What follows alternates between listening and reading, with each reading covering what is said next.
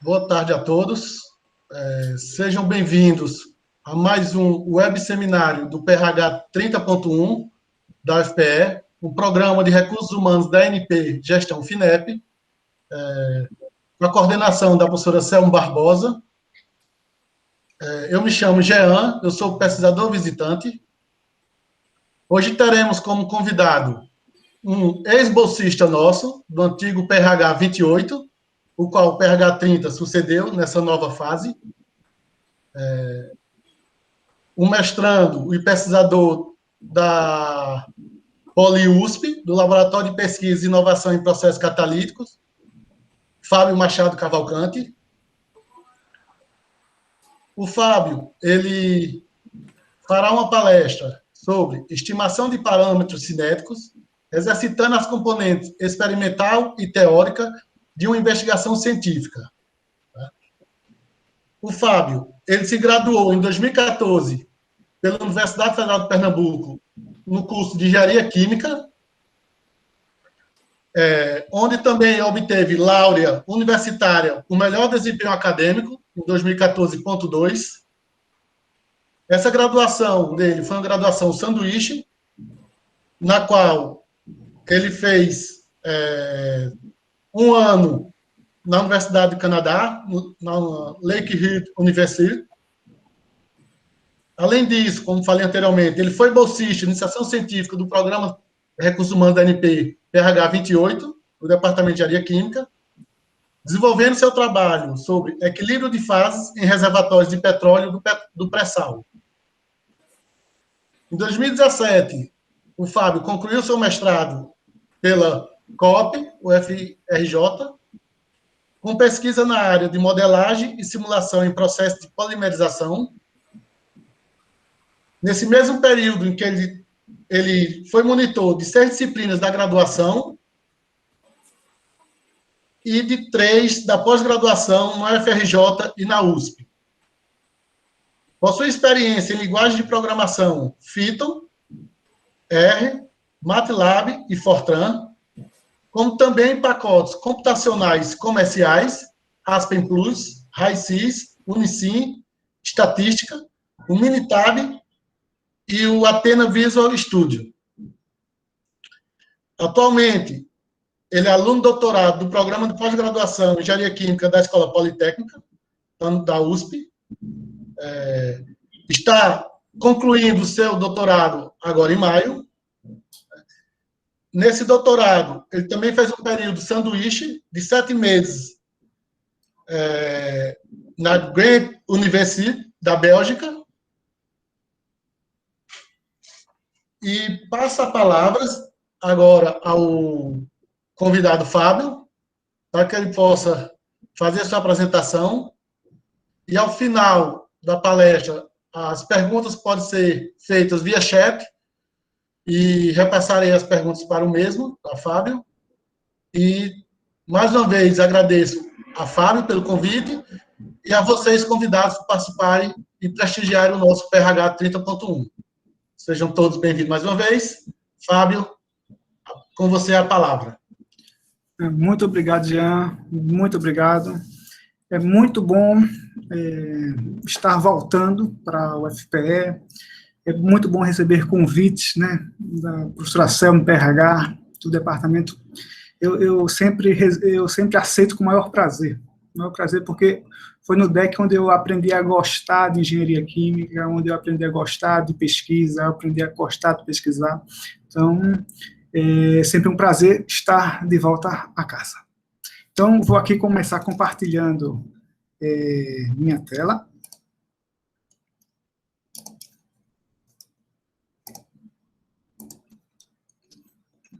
Compartilhando. Beleza. Vou botar aqui. Show. Estou colocando em modo apresentação. Tá bom. Agora. Todos estão conseguindo ver? Sim. Perfeito. Sim. Perfeito. Não consigo mais ver vocês, mas vou aqui apresentando. Cinética química. né? O Departamento de Engenharia Química, da UFPE, ele foi uma porta para mim sobre cinética química. As disciplinas que a gente tem na graduação, né, que a gente chama de homogênea e heterogênea, são, para mim, o coração da engenharia química, porque sem reação química, né, a gente não consegue transformar as nossas matérias-primas em produto de alto valor agregado para a sociedade. Então, é o coração da engenharia química, e foi por onde eu comecei a me apaixonar no DEC. Desde do contato com a professora Selmi, nas pesquisas do PRH, e no doutorado eu tive a oportunidade de me adentrar nessa área. E uma coisa que eu gosto muito é a parte computacional de modelagem e simulação de processos químicos. Então, assim, o que eu pude aproveitar de aprender, o que conciliar, né, vamos dizer assim, as duas coisas de processos químicos, a modelagem, parte computacional e a parte experimental, eu tentei fazer ao máximo, né, no doutorado para ganhar experiência na área. Então, o título desse seminário, né, exercitando a parte experimental e teórica, né, das componentes de investigação científica, é exatamente o resumo do que eu faço, do que eu gosto de trabalhar, que é estimação de parâmetros. Eu tive um professor na UFRJ, o professor Zé Carlos Pinto, que ele tem a disciplina de estimação de parâmetros excelente. Então, assim, tudo que eu fui aprendendo, eu tentei guardar para as minhas pesquisas. Então, essa parte, eu quero compartilhar um pouquinho de vocês dessa parte de estimação de parâmetros. Então, antes de mais nada, agradeço a Jean pela introdução, professora Selmi pelo convite.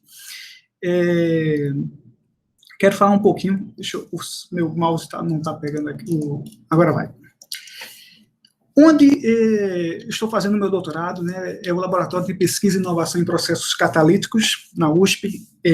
A gente chama ele de LabCat, é um laboratório novo, né, na Universidade de São Paulo. O professor José Geraldo, né, ele já esteve aí, a gente fez uma visita no laboratório no tempo do Congresso Brasileiro de Catálise, 2019, e a gente pode conhecer as novas instalações do laboratório, né? Um laboratório novo, né, de recursos da FAPESP e da empresa Shell. E deixa eu colocar aqui o laser. E tem como os coordenadores o professor Martin Schmoll, a professora Rita Maria de Brito Alves, o professor Reinaldo Giudice, né? Os quais os três são os meus orientadores aqui de doutorado. Também queria comentar um pouquinho do tempo que eu passei na Bélgica, né? Eu trabalhei no LCT, é o Laboratório para Tecnologia em Química, né, da Universidade de Ghent, na Bélgica, né? Ghent fica a 40 minutos da capital Bruxelas, né? Na parte que fala holandês da Bélgica, né? E essa experiência nesse laboratório com o professor Joris Thibault e com o pós-doc Jeroen Poissonnier foi uma experiência incrível para aprender a conciliar os experimentos com a modelagem, né? Então, eu quero até aproveitar essa figurinha, que é uma figura que resume o LCT, né, lá na Bélgica. Aqui a gente estuda, né, as reações a nível molecular, né, vê os mecanismos, os fenômenos superficiais, estuda a cinética, né, e o mais importante, por que a gente estuda a cinética de uma reação? Porque a gente está pensando além, como engenheiro químico, a gente quer projetar reatores. Para projetar reator tem que ter um balanço de massa, e balanço de massa vai ter o termo de reação, e o termo de reação tem que ter a expressão cinética. Então, eu consigo obter a expressão cinética a partir de experimentos em laboratórios. E, desenvolvendo uma expressão cinética adequada, eu posso projetar, posso controlar processos, posso otimizar processos. Então, foi uma experiência incrível poder aprender com esse grupo de pesquisa. Então, só revisando, uma reação química, né, na catálise heterogênea, né, essa figura, acho que quem já cursou a disciplina de catálise heterogênea ou cinética heterogênea, né, Você sempre tem uma molécula de gás, né, que ela percorre um filme do fluido, né, ela entra dentro do poro de um catalisador, né, o catalisador é aquele elemento químico, né, que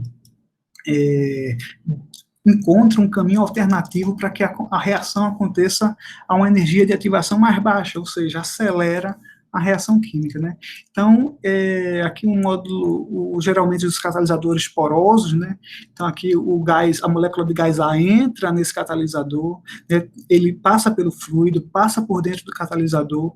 Na superfície do catalisador acontece a reação química, né? Então, é importante a gente sempre frisar, né? Catalytic surface, a reação acontece na superfície do catalisador, produz o produto B, que depois sai do catalisador, né, tem uma difusão interna, né, e depois uma difusão externa, né, saindo da partícula, né, indo para o fluido.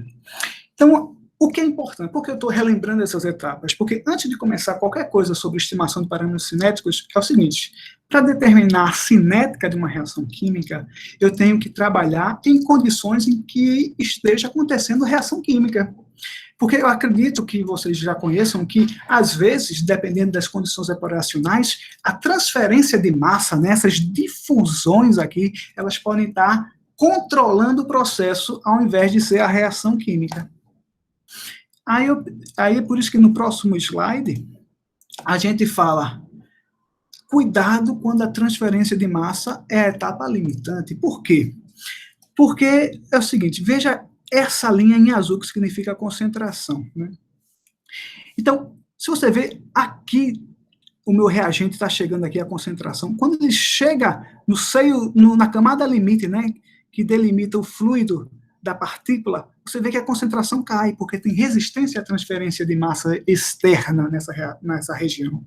E quando ele adentra o catalisador, adentra os poros do catalisador, a concentração dele também diminui, devido a limitações de transferência de massa interna. Então, quando a gente vai tentar extrair uma cinética de um catalisador, a gente tem que eliminar esses efeitos. Então, se você estiver fazendo alguma pesquisa relacionada a algum catalisador e vai querer estudar a cinética desse catalisador, vai querer fazer testes catalíticos com esse catalisador, você tem que tomar o cuidado de não estar trabalhando em regiões onde a transferência de massa limita o processo. Por quê?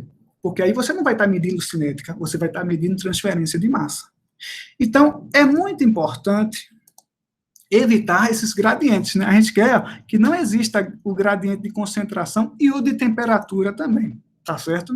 Então, para isso, né, é sempre bom, antes de começar seus experimentos, ou durante os experimentos iniciais, né, você calcular alguns critérios para você ter certeza que não esteja tendo resistência à transferência de massa. E um dos critérios mais utilizados é o critério de Weiss-Prater, da difusão interna. Então, o Weiss-Prater, o que ele pega? Ele pega o fator de efetividade e multiplica pelo módulo de Tilly. Não sei se vocês já ouviram, quem já pagou heterogênea, acredito que já ouviu falar. O fator de efetividade, ele mede o quanto a reação está distante das condições da superfície.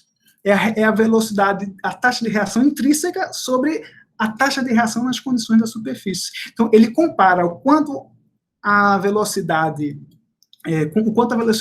é na superfície. E esses dois fatores, existem expressões para calculá-los, eles delimitam, né, a região que eu tenho regime cinético e a região que eu tenho transferência de massa interna, tá certo?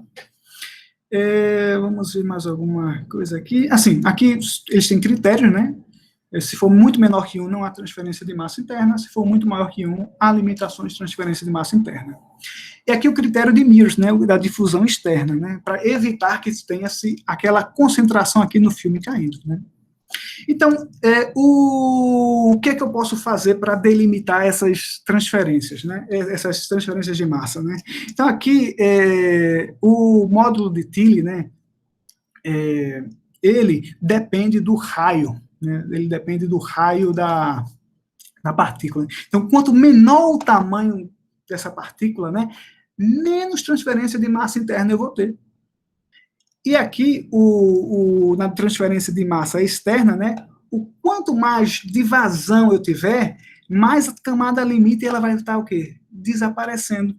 Ou seja, não vai ter esse filme aqui, ou seja, não vai ter gradiente de concentração e temperatura na camada externa. Então, aqui, quando a gente está fazendo experimentos com cinética, a gente sempre está medindo conversão de alguns reagentes, né? E a gente está geralmente pegando essas conversões e variando alguns parâmetros operacionais, como aqui o W sobre F, né? Que é o tempo espacial, né?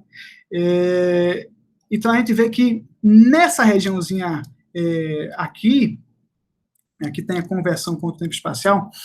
Para um catalisador de tamanho fixo, né, a gente vê que a conversão tem esse comportamento, ou seja, quanto mais tempo os meus reagentes passam dentro do reator, mais eles reagem, mais eu aumento a conversão dos reagentes em produtos.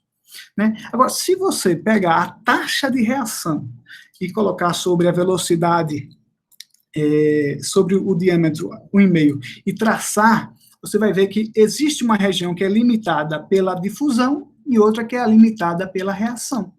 Nós queremos sempre estar nessa área aqui de transferência, que não exista transferência de massa, que ela seja desprezível, ou seja, quem controle o processo é a reação. Então, por isso, muito importante, antes de começar qualquer processo cinético de estudo, né, sempre tem que ver se a transferência de massa ela é negligenciável.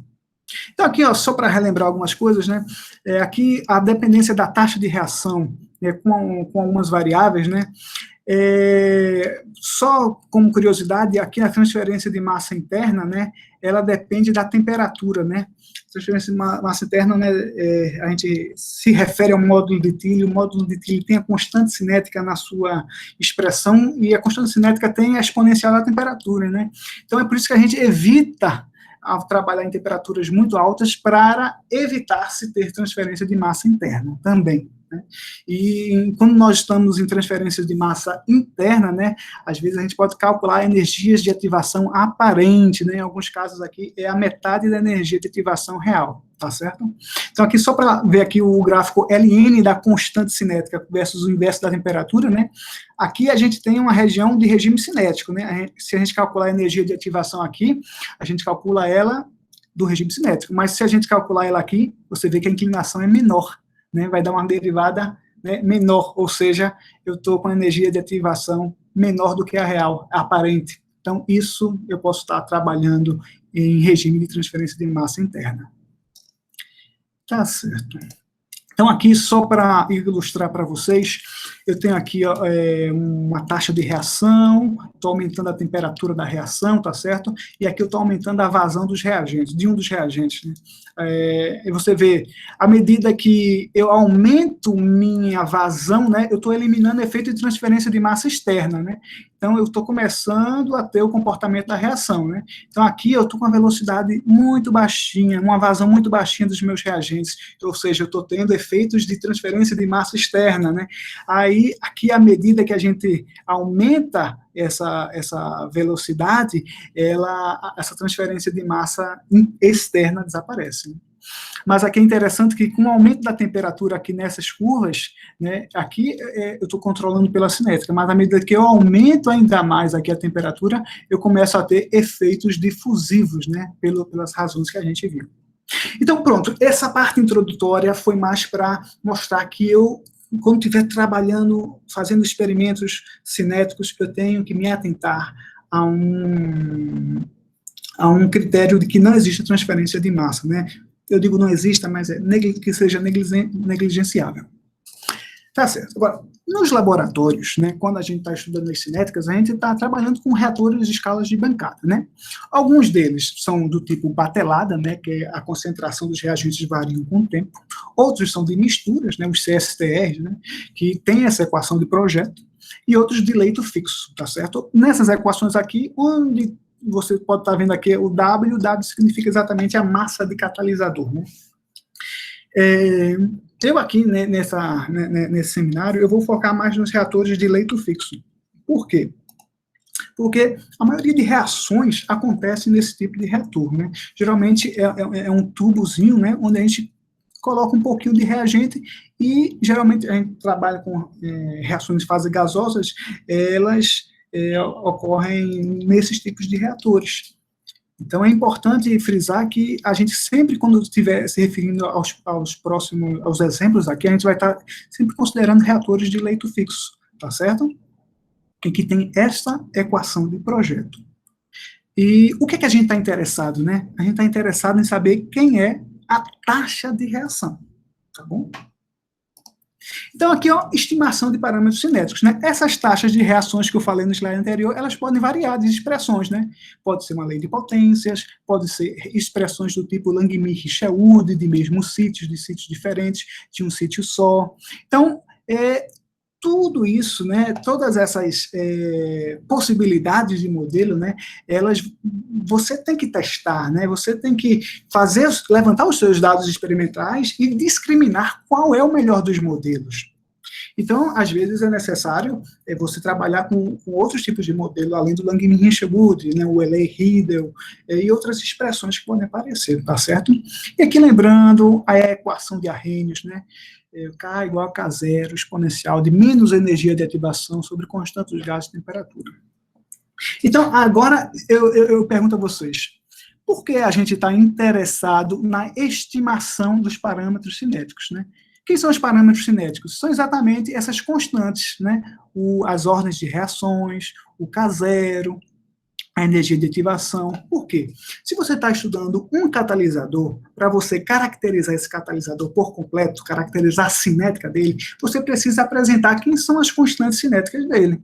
Então, para isso, como é que você encontra essas constantes cinéticas, né, para caracterizar o seu catalisador, para comparar com outros catalisadores da literatura, para usar essas constantes cinéticas em equações de projetos de reatores, para utilizar essas constantes cinéticas em equações de controle de processos.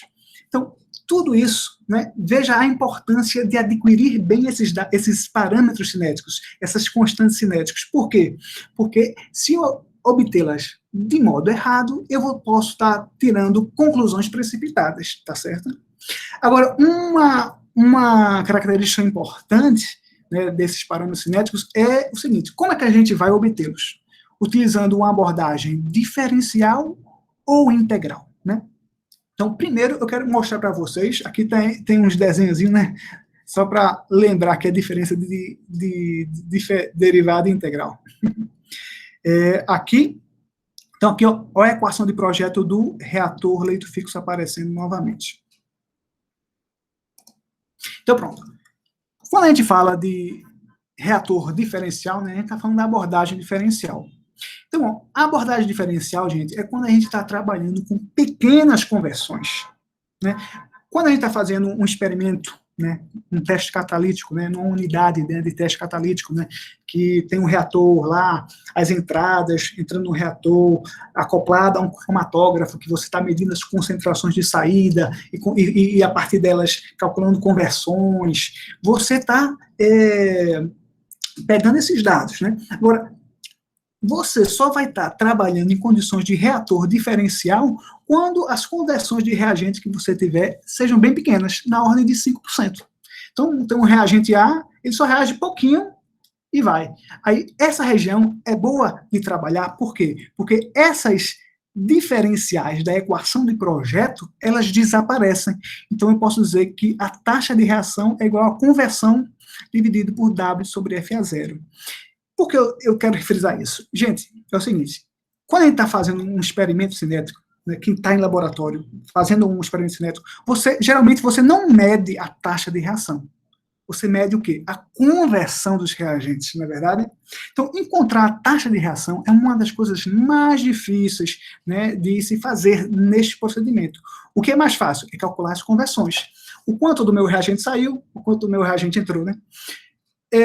Outras variáveis importantes, conversão, seletividade, né, rendimento, tudo isso é importante. Tudo isso a gente consegue calcular, mas a taxa de reação, né, aquela que é mol por quilograma de catalisador unidade de tempo, essa é difícil de calcular. Mas quando você está em regime diferencial de reator, né, você está lá com um reator, um tubozinho com uma pequena quantidade de catalisador, né, e você vê que quase não há gradiente de concentração dentro do reator, né? E a temperatura é isotérmica, né? Tão pequenininho que não tem condições de a temperatura mudar. Então, essa é a vantagem do reator diferencial. Eu consigo transformar essas derivadas, né? Eu retiro, né? São as diferenciais. E eu consigo calcular aí o quê? A taxa de reação. E por que é importante calcular essa taxa de reação a partir dos dados experimentais que eu coleto? Porque é a partir delas que eu consigo estimar as constantes cinéticas. Eu não consigo estimar a constante cinética por conversão. Eu consigo estimar a constante cinética por taxa de reação, tá certo? Agora, às vezes, né, nós somos limitados no laboratório.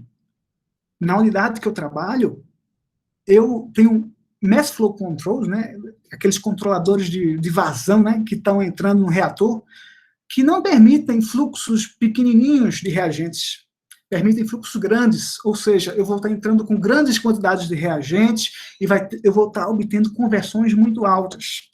Então, aí, para se trabalhar com altas conversões, aí a gente utiliza a abordagem integral. Nessa abordagem integral, a gente pega a equação de projeto daquele reator leito fixo e integra ela, resolve ela numericamente, utilizando softwares, né?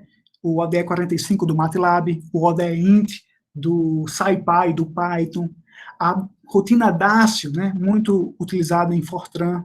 Então, e aí eu vou conseguir não me basear nas taxas de reações, eu vou conseguir me basear exatamente nas conversões que eu obtenho experimentalmente. Eu pego essas conversões, integro em relação à taxa, tá certo? A taxa, eu escolho a expressão, né? Você vai estar tentando diferentes modelos de taxa, né? Se você quer uma taxa de reação de lei de potências, Langmuir-Sherwood, Euler-Riedel. Então, tudo isso aqui entra nesse aspecto da abordagem integral. Tá certo? Então, FA0 aqui, só para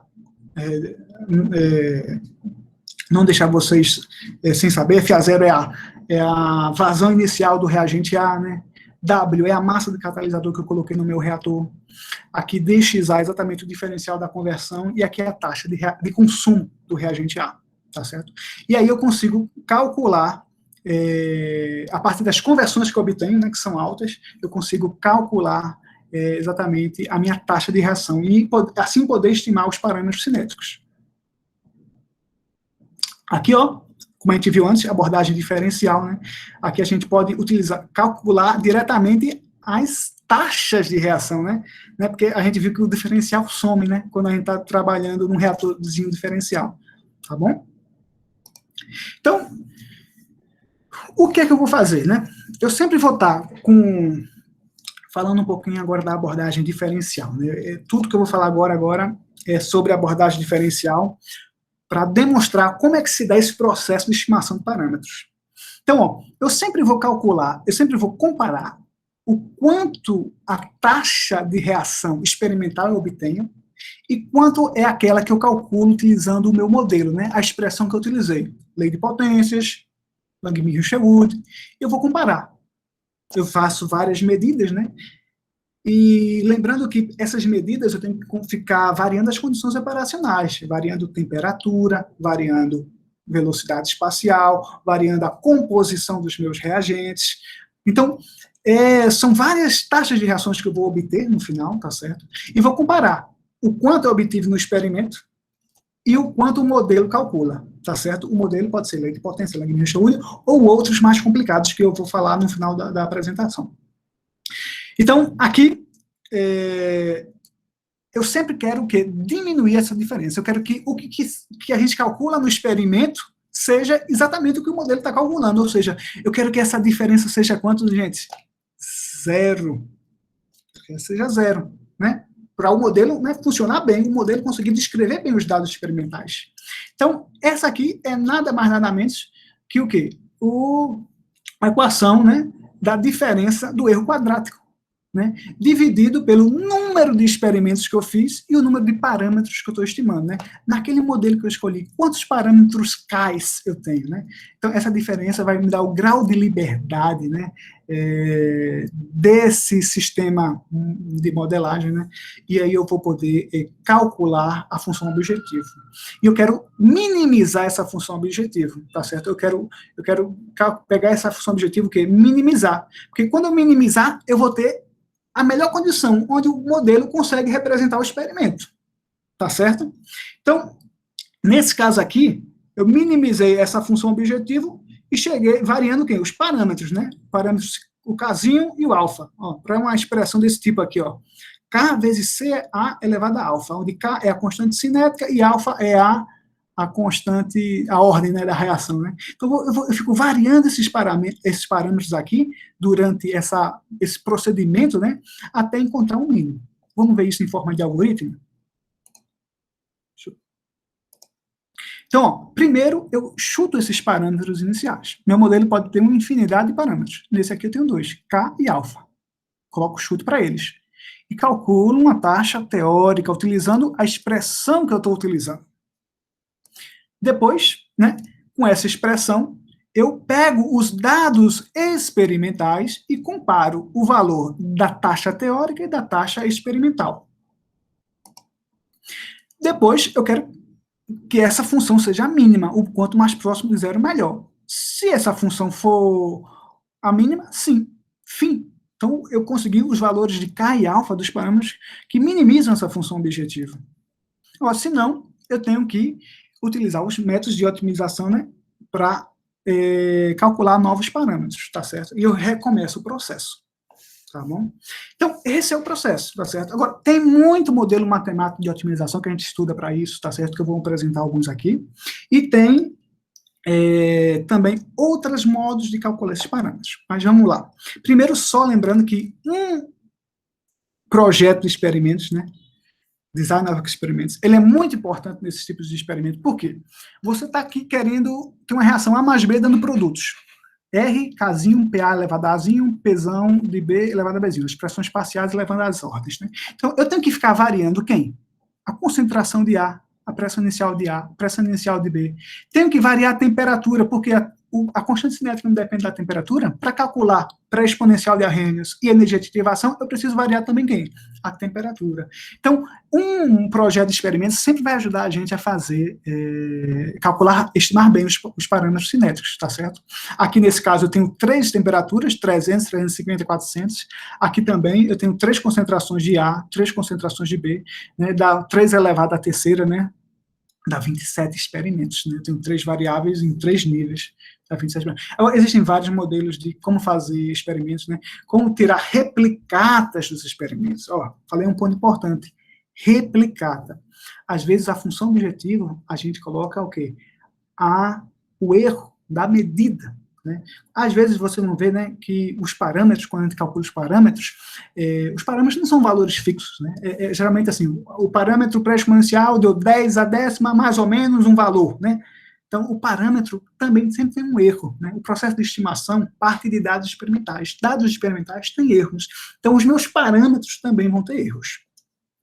Agora, se eu quero diminuir o número de experimentos, faz outra coisa. Faz de conta que você tem uma reação que tem A, B, C, D, e temperatura está variando, vazão e tal. Então, à medida que você vai acrescentando variáveis e vários níveis aqui, você vai estar aumentando o número de experimentos. Então, às vezes, para diminuir o número de experimentos, a gente opta por um planejamento fatorial fracionário ou sequencial, tá certo? Aquele que vai diminuir o número de experimentos sem perder a informação que você quer retirar, né? Da variação da taxa com a composição de A, com a composição de B.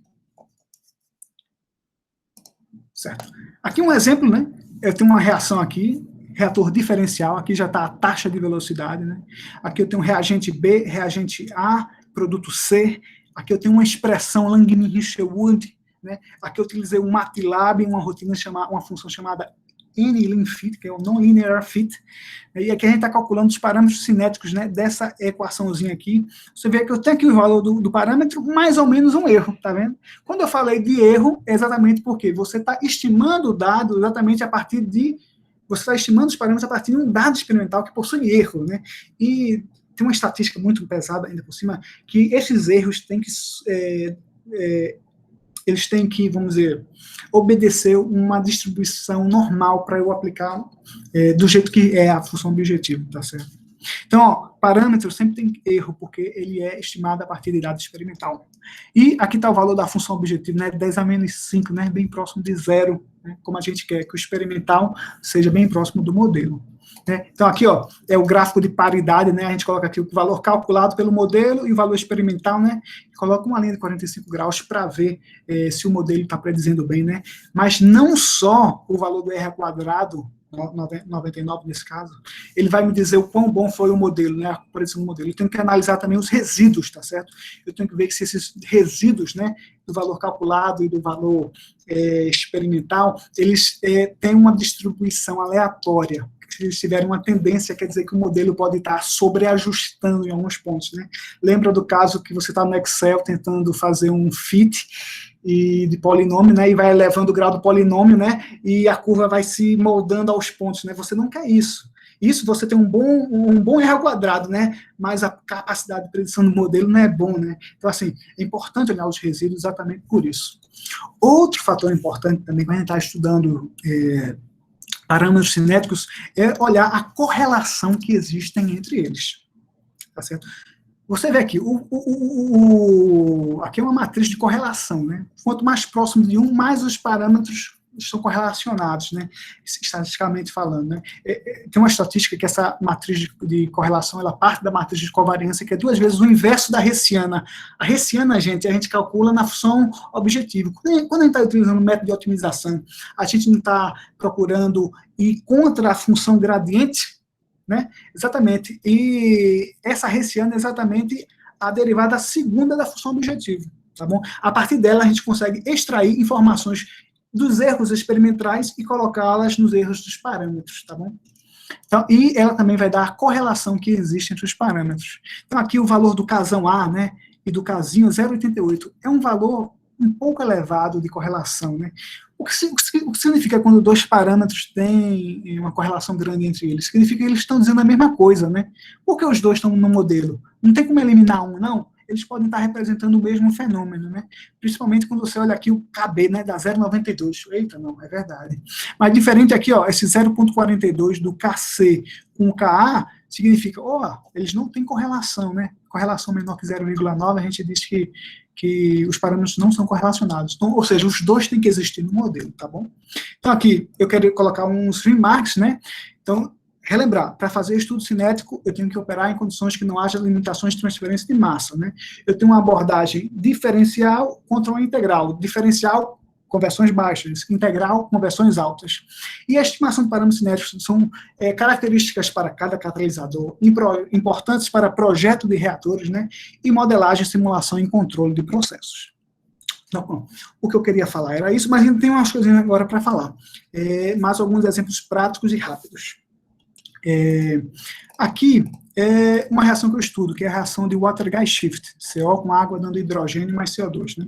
Então, a gente está aqui estudando um catalisador de cobalto impregnado em nanotubos de carbonos com sério estrôncio promovendo esse catalisador. A gente viu que esse catalisador, ele era um catalisador muito bom para a reação de water-gas shift, né?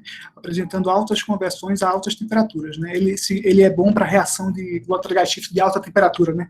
A gente classifica ele. Então, existem também, né, eu falei para vocês dos modelos cinéticos, né, falei de lei de potências e Langmuir-Sherwood, né, esses são os modelos que a gente chama de macrocinéticos, né, mas também existem os modelos microcinéticos, né. Então, os modelos macrocinéticos, né, gente, eles têm um custo computacional baixo, são amplamente utilizados em projetos de reatores, né, tipo de lei de potências e Langmuir-Sherwood, modelos, e eles são específicos para um catalisador. Agora, a abordagem microcinética também pode existir, tá certo, pessoal? É aquela que eu considero cada etapa elementar da minha reação química, né? que você vê todos os fenômenos que estão acontecendo na superfície do catalisador, você extrai a cinética verdadeira, né, e promove e fornece informação para o projeto de catalisadores futuros, tá bom? Então isso aí é importante a gente ter em mente. O modelo, né? A gente tem os dados experimentais que é comparado com o modelo. Agora, o modelo é uma abordagem macro ou micro, né, cinética, né? A macro é aquela lei de potência de Lund-Milch-Wood. A micro é etapas detalhadas do processo que você não sabe quem é a etapa determinante da reação. Então, ó, só reforçando mais uma vez como se dá o modelo o procedimento de estimação de parâmetros, né? A gente sempre estuda os nossos parâmetros iniciais, tá certo? E integra com a equação de projeto de reator, tenta minimizar uma função objetivo do experimental com calculado. Nesse caso aqui eu estou utilizando vazões molares, tá certo? E estou utilizando também o erro experimental de cada medida, né? E eu tento minimizar isso variando os parâmetros até achar os parâmetros ótimos, aí eu digo, que são os parâmetros ótimos para a minha reação. Aqui eu tenho um mecanismo da reação Water-Gas Shift, um mecanismo simples redox com uma etapa determinante de reação. Aqui a gente levantou 60 dados experimentais, utilizando um projeto de experimentos fracionado, né, e variando-se as composições dos reagentes e produtos, variando-se também a temperatura, né, para estimar as energias de ativação, e variando-se também as vazões, as velocidades espaciais. Agora, interessante é o seguinte, eu trabalho muito com isso, e sabe qual é a coisa mais difícil nesse processo todo? É você encontrar um bom chute inicial de parâmetros. Você tem que encontrar, porque tudo é um método numérico, né? Um método de otimização que está tentando minimizar uma função objetivo. Então, existem vários, existem os métodos de Newton e os métodos heurísticos, né? Esses métodos que estão integrados no MATLAB ou no SciPy do Python, eles são métodos baseados em gradientes, né? Ele vai andando onde está o gradiente. E para calcular gradiente, tem que calcular derivada, e calcular derivada é uma coisa que computacionalmente é custoso, né? Então, às vezes, se você tem um chute inicial muito ruim, você pode cair em regiões de vale e não conseguir encontrar um mínimo. Então, é por isso que a estimativa inicial é muito importante. Então, nesse caso aqui, uma outra estratégia é o usuário não entrar com esses chutes iniciais do parâmetro, né? Chutes iniciais é uma maneira grossa de falar, mas o correto é falar estimativas iniciais, né? Pode-se utilizar, por exemplo, métodos heurísticos de otimização para você primeiro encontrar boas estimativas iniciais para depois conseguir o processo, né? Então aqui eu gosto muito de trabalhar com esse enxame de partículas, né? É o Particle Swarm Optimization, né? Que ele divide o domínio dos parâmetros em partículas, e essas partículas vão tentando calcular o valor mínimo da função objetivo várias vezes, aí você no final consegue ter um bom chute inicial, bem perto já do ponto mínimo da função objetivo, né? E se você calcular muito, usar muitos parâmetros aqui, muitas partículas, né, para fazer a avaliação da função objetivo, você vai encontrar um bom chute inicial, que está próximo já do ponto final que você esteja procurando, né? Lembrando, né, que esses métodos que a gente vem falando são métodos baseados em gradientes. Essas derivadazinhas aqui, ó, a gente indo ao contrário do vetor gradiente, né? O vetor gradiente não é da maior variação da função, a gente está indo ao contrário, porque quer minimizar. Então, isso aqui demora, porque a gente está calculando derivada computacionalmente, fazendo as diferenças. Isso aí demora, tá certo? E precisa de um bom chute inicial, senão eles podem ir em regiões de vale. Então, aqui, só lembrando, não teve aqueles parâmetros que estavam altamente correlacionados no slide anterior? Eles podem ser descorrelacionados, né? Se você usar expressões diferentes para as suas constantes cinéticas, né? Aqui está a equação de Arrhenius, é um pouquinho diferente, né? Porque a gente introduziu aqui uma temperatura de referência, né? Essa temperatura de referência ajuda a diminuir a correlação entre os parâmetros, né? Aqui eu coloquei tanto para as constantes cinéticas quanto para as constantes de adsorção. Só para vocês verem um caso em que o caso 1 é o caso que o usuário faz o chute inicial, tá certo? Aí eu encontro valores ótimos. E o caso 2 é que não é o usuário que faz o chute inicial dos parâmetros para ir para o modelo de otimização. A gente utiliza o enxame de partículas, o PSO, o Particle Swarm Optimization, né?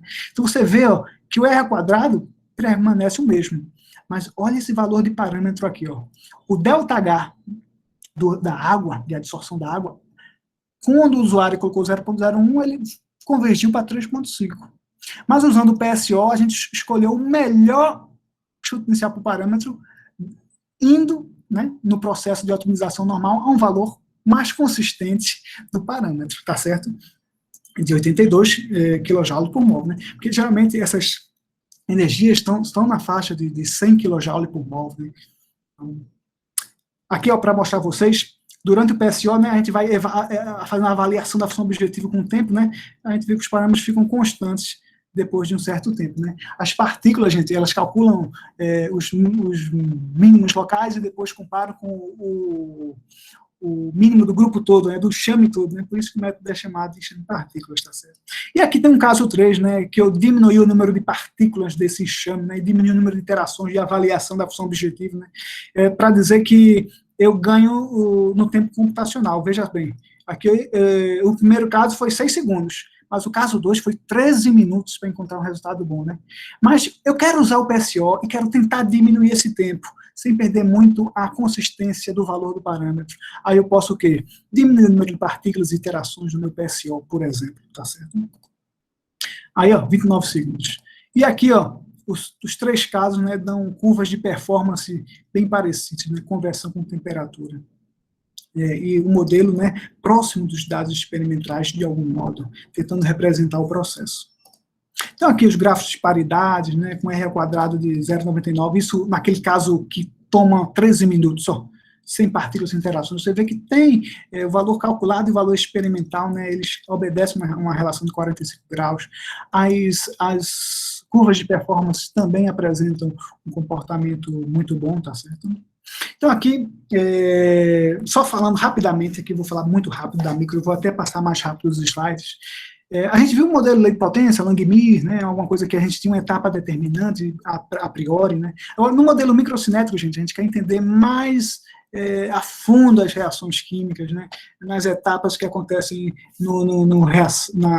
na superfície do catalisador, né, então a gente tem que entrar com um mecanismo de reação. E como é que a gente determina o mecanismo de reação? A partir de métodos de caracterização de superfície, drifts, né, o infravermelho, a gente vê as espécies que podem estar acontecendo na superfície do catalisador. Então, tudo isso leva a gente a criar um mecanismo reacional, tá certo? A gente não considera uma etapa determinante da reação e a gente tenta determinar a cinética verdadeira. Então aqui, ó, bem rápido para vocês, aqui eu propus um mecanismo para a reação de Water-Gas Shift, coloquei a equação do projeto do meu reator, né, aqui como considerei os intermediários também, né, os intermediários, né, aquele pseudo-estado estacionário, utilizei o Athena Visual Studio para calcular. Isso aqui, gente, não é um sistema de EDO, né, apenas, porque você está colocando EDOs com equações algébricas, né? Então, aqui um sistema diferencial algébrico de equações. Então, para resolver isso, você precisa de rotinas muito boas, né? A ODE 45 do MATLAB também é muito utilizada para isso, tá certo? Então, você chega num sistema, né, de equações diferenciais e algébricas e tenta resolver isso, tá? Você tem que ter chutes iniciais muito bons, tá certo? E aqui nas equações algébricas você vai utilizar meio que um método de Newton-Raphson, né? E essas constantes cinéticas, né, são muitas, né? Então, a gente não vai estimar tudo, né? Você, às vezes, você tem que ter muitos dados para estimar todas essas constantes, né? Então, essas constantes K1, K-1, K4, K-4, de cada reaçãozinha daquela, né? A gente pode utilizar teorias da química molecular, né? Teorias de colisão, teorias de estado de transição, para calcular algumas delas e deixar livre, né? Para a gente ver quem é o mínimo ou o máximo, apenas algumas. Como é o caso aqui que eu quero mostrar para vocês. Em preto estão as constantes que eu fixei. Em verde, aqui eu variei, né? Que eu tentei minimizar a função objetivo variando elas, né? Então, obtive aqui parâmetros significativos, tá certo? Uma outra coisa, gente, muito importante, você vê, aqui está 48 mais ou menos 12, né? Mas muita coisa a gente, quando utiliza esses métodos, né, dá 48 mais ou menos 100, né? Ou seja, 48 mais ou menos 100, o parâmetro pode ter um valor negativo, sabe? A mesma coisa aqui para as constantes. Então, constantes cinéticas negativas não existem, né? Outra coisa, pode ser o valor zero, ou seja, aquele parâmetro pode ser insignificante, né? 48 mais ou menos 100. Zero vai estar por aqui, nessa região. Então, aquele parâmetro ser igual a zero é a mesma coisa que ele não está no modelo, né? Então, é muito importante, sempre que a gente estiver estimando parâmetros, a gente ter parâmetros significativamente estatísticos, tá certo? Aqueles que o delta aqui do erro do parâmetro não seja maior que o próprio valor do parâmetro, senão aquele parâmetro não vai dizer nada para a gente, tá certo? Aqui o modelo microcinético ele é mais difícil de rodar, mas mesmo assim a gente conseguiu obter bons resultados, né? As curvas de performance, né? Ele não pegou muito bem aqui a região do equilíbrio, né? Porque a gente poderia ter focado mais um pouquinho no equilíbrio, mas tudo bem, ele consegue representar de algum modo o processo. E agora, no final do doutorado, a gente agora também está trabalhando com os modelos cinéticos baseados em redes neurais, né?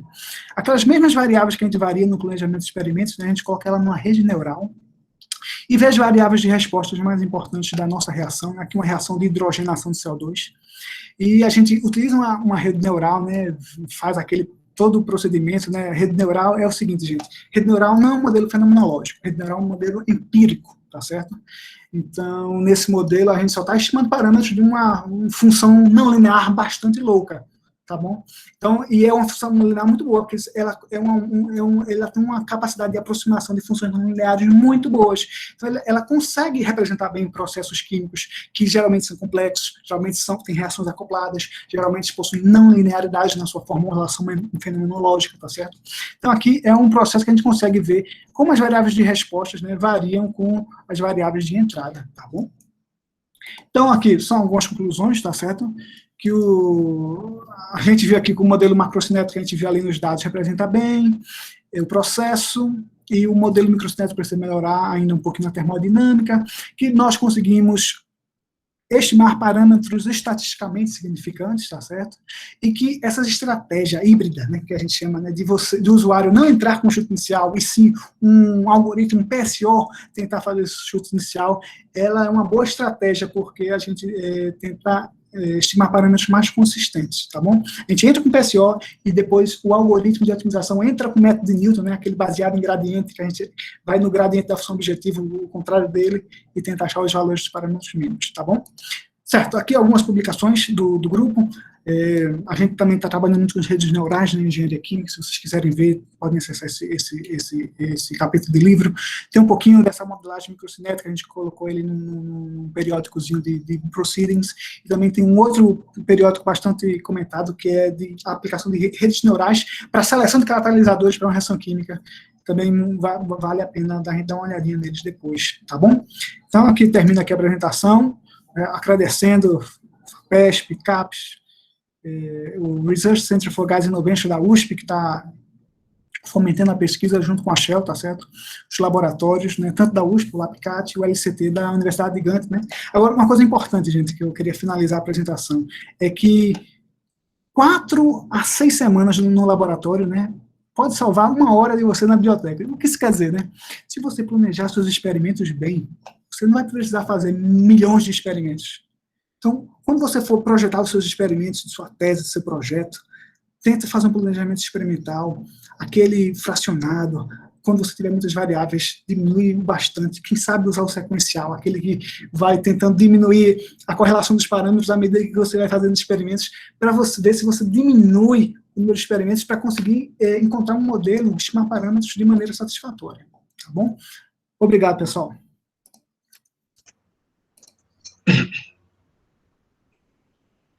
Fábio, parabéns pela apresentação, pela didática, né? Cada vez mais você aprimorando mais e mais, né? Fico muito feliz de ver. Obrigado, Jean. Nesse status. Vou abrir aqui para perguntas. Tá? Aqui. Alguém quer fazer alguma pergunta inicialmente?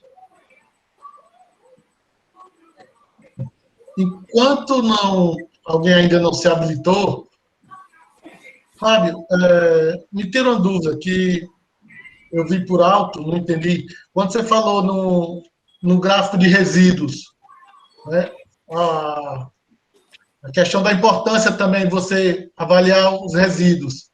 Certo. Quanto mais disperso, melhor, ou quando eles estiverem mais aglomerados? Quanto mais disperso. Porque se eles estiverem aglomerados, pode dar um sinal de overfitting, que é o sobreajuste. Que é aquilo quando o modelo, ele pode ter um R² bom, mas ele passa exatamente em cima dos modelos, não importando como ele está se comportando entre os dados experimentais. Isso é muito importante para o modelo, para a capacidade preditiva do modelo. Então, quando os seus resíduos não tiverem tendência, é melhor. Eles têm que estar aleatoriamente distribuídos numa normal centrada em zero. Independente do eixo, mais positivo ou menos positivo. Exatamente. O quanto mais ela tiver para os dois lados, de maneira simétrica, centrada em zero. Entendi.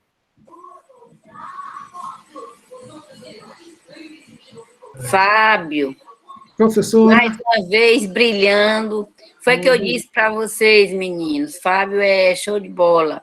Ele tem uma didática fora de série. Fábio, quando era aluno de graduação, ele ia dia de sábado para estudar com os meninos.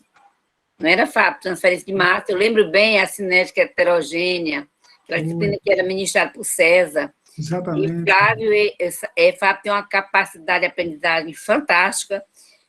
E mais fantástica ainda é a disponibilidade dele de passar o conhecimento dele para os alunos. É incrível. Fábio, você está de parabéns. Um assunto que a gente sabe que é muito complexo e você consegue passar com essa simplicidade impressionante. Parabéns, parabéns mesmo. Eu quero aproveitar o momento. Quero aproveitar o momento e dizer que tudo isso, o seu pezinho foi importante, professora. Aquela reunião com o Pellegrini, que eu comecei a me endireitar por essa área, foi um divisor de águas na minha vida acadêmica. Eu agradeço imensamente. Que bom, fico feliz. Nós, professores, ficamos todos felizes quando a gente vê que um aluno consegue captar alguma mensagem que a gente vai dando pelo meio do caminho, né, Fábio? Zé, quem está aqui é Zé Geraldo, nosso professor também, nosso amigo querido. Zé, você quer fazer alguma pergunta para Fábio? Tudo bom, professor? Caiu a internet. Daqui a pouco ele volta. Estava caindo no final da reunião. Vitor, quer fazer uma pergunta, Vitor? Boa tarde. Boa tarde. Boa tarde, Vitor.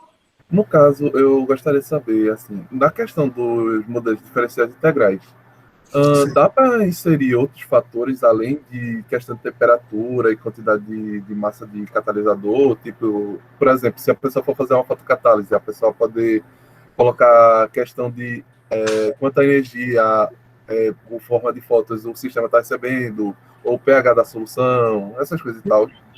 Perfeito, Vitor. Muito bom questionamento, porque quanto mais informação você dá para o modelo, melhor. Se o seu modelo leva em consideração pH, quantidade de fótons, importante. E hoje tem muito trabalho com fotocinética, fotocatálise, que a gente está incorporando modelos cinéticos onde as constantes, né, elas apresentam essas dependências com o número de fótons, com o pH da solução. Então, tudo isso, se você incorporar no modelo, melhor. O quanto mais informação você colocar no modelo, melhor, para você estimar os parâmetros bem do modelo. Tá certo? Eu costumo dizer, não existe nenhum modelo matemático perfeito, mas a maioria funciona. Tá certo? Então, certo. Ninguém vai conseguir representar 100% a realidade, mas muitos, né, já dão para o gasto. Uhum. A gente tenta aproximar o máximo que, assim, o quanto for necessário, né? Exatamente. Uma coisa interessante, né? Na minha participação no doutorado de sanduíche lá na Universidade de Gant, na Bélgica, é interessante como a maioria dos alunos, foi uma coisa que eu notei, né? Porque geralmente a gente sempre divide, né? Tem gente que faz trabalho computacional, tem gente que faz trabalho experimental, né? Na universidade lá, a maioria dos alunos, eles tinham as duas partes do projeto de pesquisa. Então, assim, como foi importante, né, você ter essa formação nos dois mundos, né? Eu no doutorado, eu não tinha entrado no laboratório ainda, no laboratório de experimento. Então, assim, o que eu aprendi de coisa, né, de abrir um gás, de colocar reação, para não ter acidente, né? Então, tudo isso faz parte da formação de um pesquisador, né, de um aluno.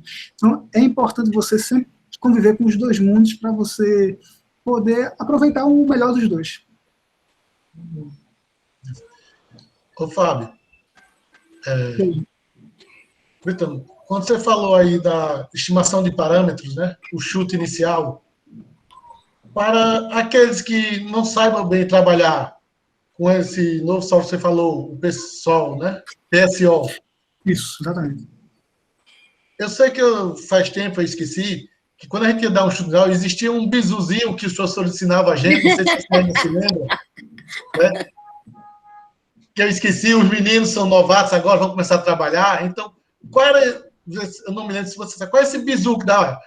O chute inicial tem que ser mais próximo, se eu não me engano, parece que era o seu resultado do cinético que você achou, a relação lá, uma coisa assim que eu não me lembro mais. Existe, Jean, exatamente. Muito bom você tocar nisso. Às vezes a gente não tem um método, né, para ajudar a gente no chute inicial. Então, quais são os melhores chutes iniciais? É aqueles que você primeiro tem que começar os chutes com a cinética bem devagar. Então, quanto menor suas constantes cinéticas, quanto menores os chutes de suas constantes cinéticas, melhor. Para você ver uma cinética mais lenta, ver como se comporta o modelo em relação aos dados. Quando você dá um valor muito alto de constante cinética, às vezes o seu sistema de equações diferenciais ele é muito rígido. Então, eles têm umas variações muito grandes em intervalos de tempo pequeno. Isso pode causar problemas numéricos de solução numérica, né, do seu sistema, do seu modelo. Então, por isso que a gente sempre diz assim, tente utilizar constantes cinéticas pequenininhas para começar, e vai variando os chutes iniciais com o tempo, e ver os resultados. Exatamente.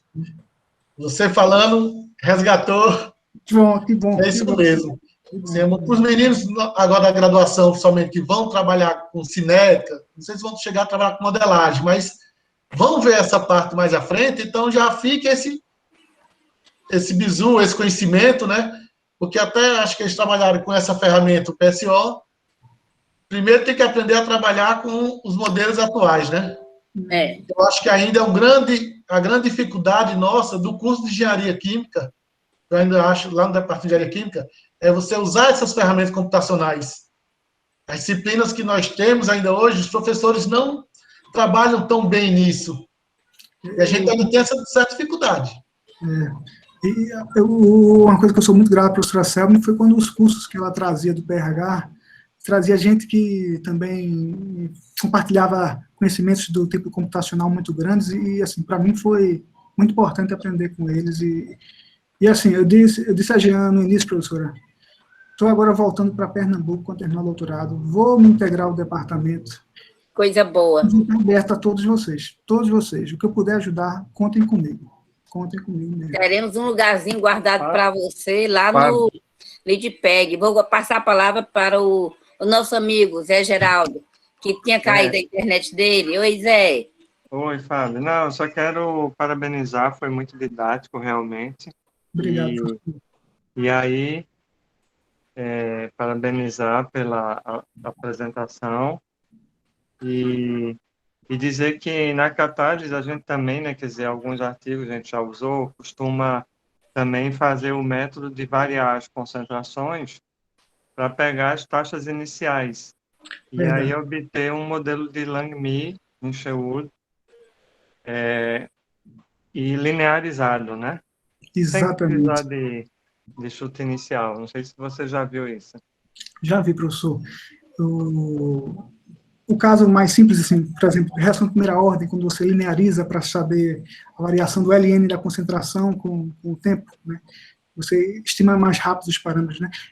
Um comentário muito importante é que é sempre preferível utilizar a regressão não linear ao invés da regressão linear. Uma vez a gente tinha comentado com o Jean isso durante a tese dele, que os modelos lineares são bons, mas às vezes quando você está fazendo transformações em suas variáveis, você está mudando o valor do erro delas, da diferencial do erro delas. E essa diferencial do erro delas, elas têm uma interferência durante o procedimento de otimização em busca dos melhores parâmetros, que pode interferir um pouquinho nos parâmetros, e às vezes os parâmetros não serem tão adequados. Mas é aquilo, o chute inicial não é tão importante. Então, legal. Cada tipo de regressão linear ou não linear tem suas vantagens e desvantagens.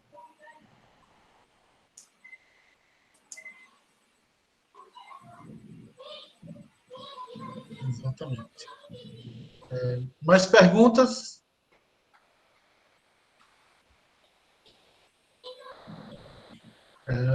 No chat não tem. Bem, como não tem mais perguntas, Fábio, professora, só quer falar mais alguma coisa? Eu quero só dizer que hoje é sexta-feira e que a gente está começando o final de semana de uma forma muito boa, depois de uma apresentação dessa. Obrigado. E eu mais feliz ainda, Fábio, em ter você pertinho da gente. Não, com certeza. Você foi e sempre será um aluno meu muito querido. Mas você sabe E que tenho eu digo certeza mesmo. que o geral também está aqui presente, comunga com minhas palavras. Estou muito feliz. Eu acho que vou me arriscar até tomar um golinho de cerveja hoje de noite. Não sei se eu vou conseguir, mas vou arriscar. Tá certo, professora. Com homenagem. Né? Esses alunos que você está vendo aí são os nossos alunos do PRH, na sua maioria. Vitor, que fez aquela pergunta a você, ele é um menininho ainda, ele é bem novinho. Eita! Ele é de Química Industrial, ele é muito querido, como todos que estão aqui são. Boa. Tá? E foi bom que você deu uma injeção de ânimo nessa turminha aí. E também me coloca à disposição, viu, professora? Eu já disse a eles hoje de manhã na aula, eu sou besta. Eu já disse, o trabalho do TCC de vocês podem pegar Fábio, que é onde ele puder ajudar, ele ajuda numa boa. Ajuda mesmo. Pode ter certeza que a gente vai precisar muito de você. Vamos ter um cantinho para você lá no Litpad, né, Zé? Com certeza, com certeza. Foi muito bom ouvir isso dos senhores, professores. Muito obrigado. Com certeza. Vamos trabalhar junto. Vamos sim. Vamos trabalhar junto. Pronto, Jean, pode encerrar. Fábio, mais uma vez, o PRH 30.1 vem agradecer a sua presença, agradecer também a todos os presentes, né? E dou por encerrado esse 11º web seminário do PRH 30.1. Então, boa tarde, boa sexta-feira a todos.